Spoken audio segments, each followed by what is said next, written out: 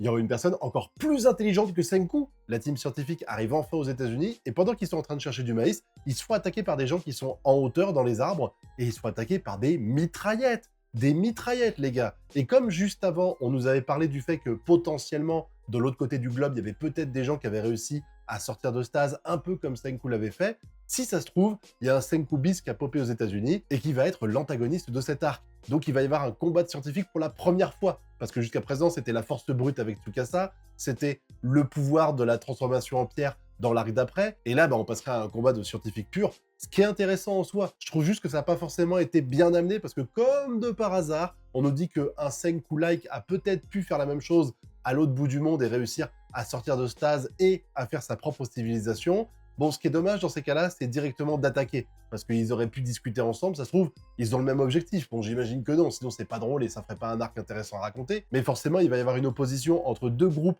de gens avec un scientifique à leur tête qui est ultra balèze. Et pour l'instant, il semblerait que l'antagoniste a l'air d'être plus avancé, plus doué que les Senku. En tout cas, j'ai beaucoup aimé l'ambiance de l'épisode parce que je rappelle quand même que c'est un animé qui est assez chill, même s'il y a un enjeu intéressant et que moi je suis happé par l'histoire. Ça n'empêche que même s'ils sont en danger de mort sur le papier, on n'est pas inquiet véritablement. Et je trouve que l'ambiance, la mise en scène et la musique qui est faite au moment où les mecs vont leur tirer dessus, là, elle est super bien faite parce que j'ai vraiment ressenti de la peur et de l'angoisse dans Dr. Stone. Et ça, c'est pas forcément évident à faire. Vraiment bravo à eux. Et vivement la semaine prochaine pour qu'on découvre la suite de tout ça.